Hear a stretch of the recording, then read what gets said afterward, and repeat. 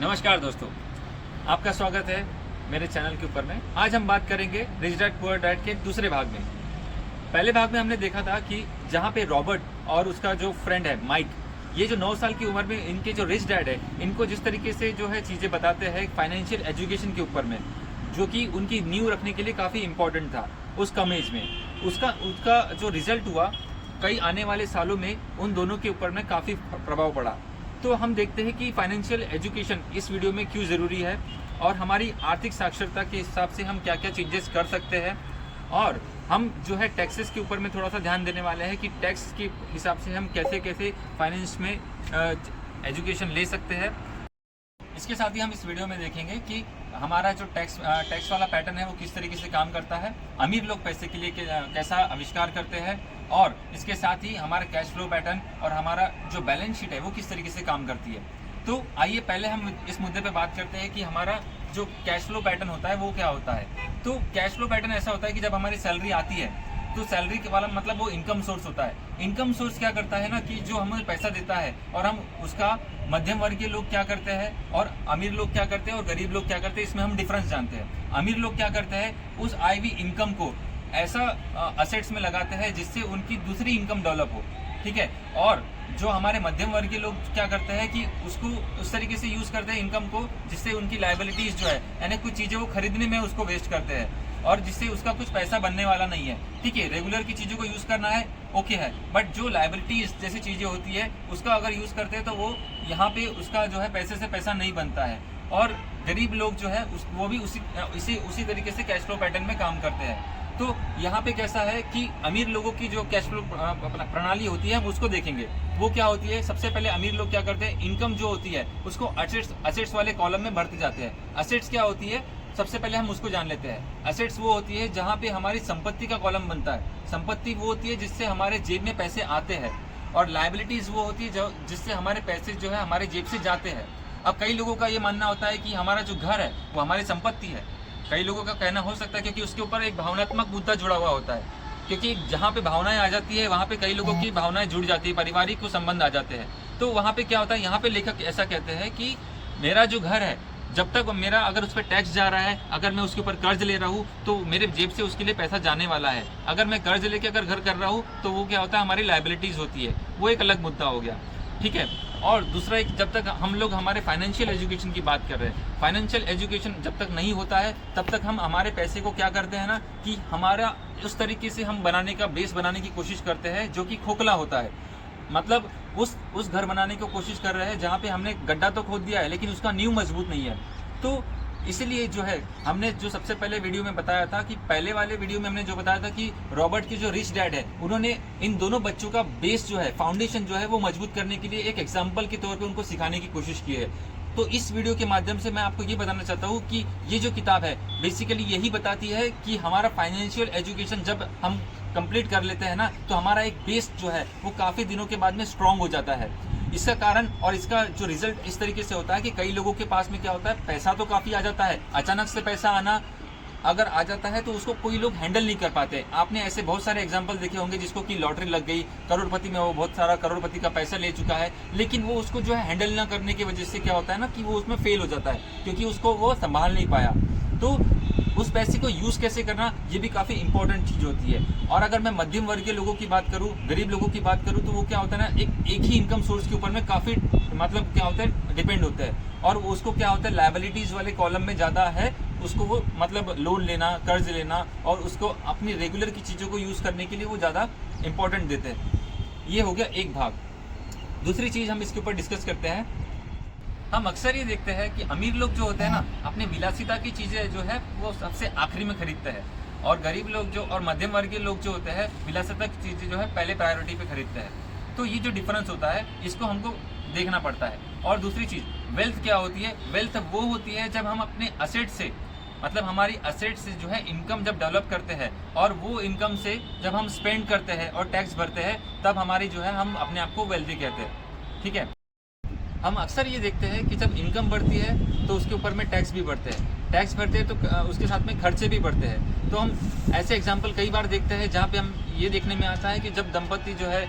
शादी होने के बाद में ये देखते हैं कि वो लोन लेते हैं, क्रेडिट कार्ड के बिल चुकाते हैं, और फिर बाद में जब बच्चे होते हैं तो फिर उसके ऊपर में भी और खर्चे बढ़ते हैं। और वो क्या होता है ना, घर तो ले लेते हैं लेकिन उसके बाद में क्या है ना, उसे कंटिन्यूसली जो है वो उनके जो है लायबिलिटी कॉलम में चली जाता है। तो ये क्या हो जाता है कि वो फिर नौकरी के इस चक्कर में पड़ जाते हैं कि उनको फिर नौकरी पे ही डिपेंडेंट रहना पड़ता है, लेकिन वो असेट्स वाले कॉलम को फुलफिल नहीं कर पाते, और हमेशा जो है जिसको हम वो अपनी संपत्ति मानते हैं वो उनके लिए लायबिलिटीज़ का काम करने लग जाता है। तो ठीक है, ये जो चीज़ होती है कि हमको समझना है कि हमारी प्रणाली क्या होती है, और इसके साथ ही हम बात करते हैं टैक्स के ऊपर में।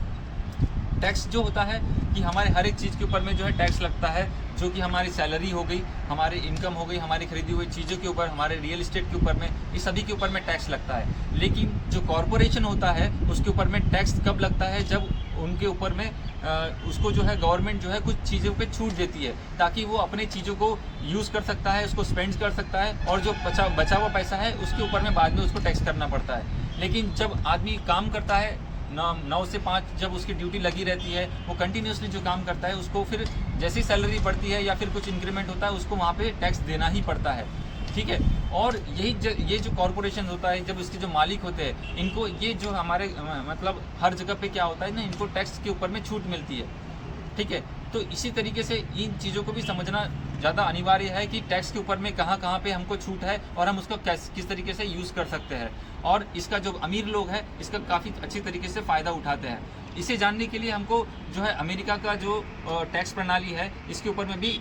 किस तरीके से टैक्स लगा, और किस तरीके से किन किन लोगों के ऊपर में टैक्स लगना शुरू होता है, और टैक्स में किस किस जगह पे छूट होती है, और कॉमन लोगों को इसके ऊपर में क्यों पता नहीं होता और क्यों वो इस तरीके से वंचित रह जाते हैं, ये चीज़ों के बारे में इस बुक में काफ़ी अच्छी तरीके से डिटेल दिया हुआ है।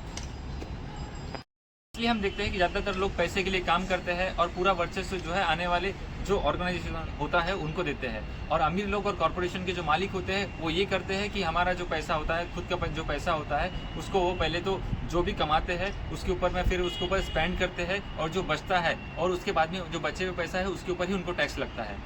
ये एक तरीका हुआ। कहते हैं कि सीखने के लिए काम करते रहे, अपने जो संपत्ति वाले कॉलम है उसको बढ़ाते रहे। संपत्ति वाले कॉलम को बढ़ाने से तुम्हारी जो है सेकंड इनकम को डेवलप होते देखते रहिए, और उसी के ऊपर में तुम अपने आप को ग्रो होते देखिए। और दूसरी चीज़, जितना ज़्यादा हो नौकरी वाले जो इनकम है उससे वहाँ पे सीखते रहे। जैसे कि एग्जांपल के तौर पर उन्होंने मरीन में काम किया, उसके बाद में उन्होंने फिर जेरोक्स में काम किया, जहाँ पे उनको सेलिंग के ऊपर में सेल कैसे करना उसके ऊपर में काफ़ी एक्सपीरियंस मिला। तो ये तरीके होते हैं कि उन्होंने हम अपने खुद के जॉब से अलग अलग जगह पे नौकरी करने के बाद में काफ़ी कुछ सीखा, और वो जॉब छोड़ के फिर उन्होंने उस जॉब का जो एक्सपीरियंस है अपने काम में उसको इम्प्लीमेंट किया। तो यहाँ तात्पर्य इस बुक के हिसाब से यही है कि अपने फाइनेंशियल आईक्यू को बढ़ाना, और ज़्यादा से ज़्यादा अमीर लोगों की जो चीज़ें होती है उनको किस तरीके से वो लोग पैसे को बनाते हैं, और अपनी जो अपॉर्चुनिटीज़ होती है, कई लोगों को क्या होता है कि अपॉर्चुनिटी सामने दिखती है लेकिन उसको वहाँ पे एक डर वाला जो एक अंदर जो ये होता है उसके कारण वो उसको इम्प्लीमेंट नहीं कर पाते। अमीर लोग